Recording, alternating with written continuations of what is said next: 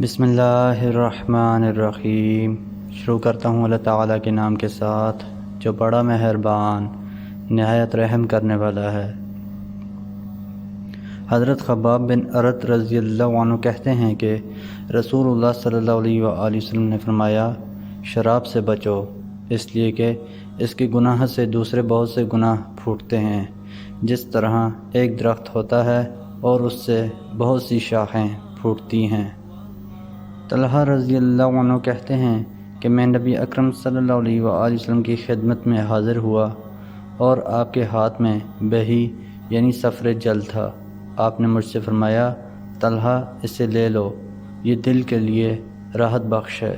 حضرت سلمان فارسی رضی اللہ عنہ کہتے ہیں کہ رسول اللہ صلی اللہ علیہ وآلہ وسلم سے گھی، پنیر اور جنگلی گدھے کے بارے میں سوال کیا گیا تو آپ صلی اللہ علیہ وآلہ وسلم نے فرمایا، حلال وہ ہے جسے اللہ تعالیٰ نے اپنی کتاب میں حلال قرار دیا ہے، اور حرام وہ ہے جسے اللہ تعالیٰ نے اپنی کتاب میں حرام قرار دیا ہے، اور جس کے بارے میں چپ رہے وہ معاف یعنی مباح ہے۔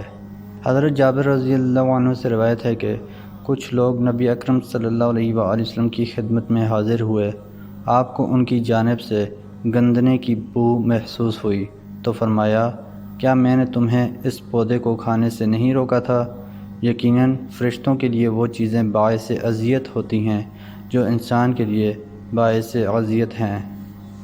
حضرت معدان بن ابی طلحہ یعمری رضی اللہ عنہ سے روایت ہے کہ عمر بن خطاب رضی اللہ عنہ جمعہ کے دن خطبے کے لیے کھڑے ہوئے، اللہ تعالیٰ کی حمد و ثنا بیان کی، پھر کہا، لوگو، تم دو ایسے پودے کھاتے ہو جو میرے نزدیک خبیث ہیں، ایک لہسن، دوسرا پیاز۔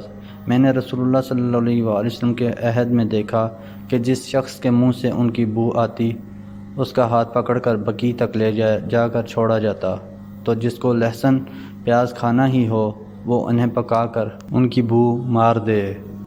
حضرت سفینہ ابو عبد الرحمن رضی اللہ عنہ بیان کرتے ہیں کہ ایک شخص نے علی بن ابی طالب رضی اللہ عنہ کی ضیافت کی اور آپ کے لیے کھانا تیار کیا۔ فاطمہ رضی اللہ عنہا نے کہا، کاش ہم لوگ نبی اکرم صلی اللہ علیہ وآلہ وسلم کو بلا لیتے تو آپ بھی ہمارے ساتھ کھانا تناول فرماتے۔ چنانچہ لوگوں نے آپ کو بھی مدعو کیا۔ آپ صلی اللہ علیہ وآلہ وسلم تشریف لائے۔ آپ نے اپنے ہاتھ دروازے کے دونوں بازو پر رکھے تو آپ کی نظر گھر کے ایک گوشے میں ایک باریک منقش پردے پر پڑی۔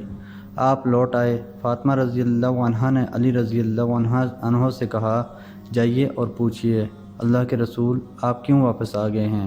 آپ صلی اللہ علیہ وآلہ وسلم نے فرمایا، یہ میرے لیے مناسب نہیں کہ میں ایسے گھر میں قدم رکھوں جس میں آرائش و تزئین کی گئی ہو۔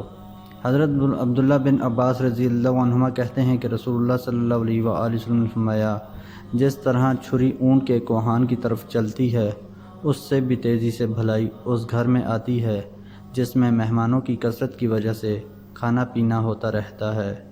حضرت ابو ہریرہ رضی اللہ عنہ کہتے ہیں کہ رسول اللہ صلی اللہ علیہ وآلہ وسلم نے فرمایا، یہ بات سنت میں سے ہے کہ آدمی اپنے مہمان کے ساتھ اسے رخصت کرتے وقت گھر کے دروازے تک نکل کر آئے۔ حضرت جابر رضی اللہ عنہ کہتے ہیں کہ رسول اللہ صلی اللہ علیہ وآلہ وسلم نے فرمایا، شام کا کھانا مت ترک کرو اگرچہ اس کی مقدار ایک مشت کھجور ہو، اس لیے کہ شام کا کھانا نہ کھانے سے بڑھاپا آتا ہے۔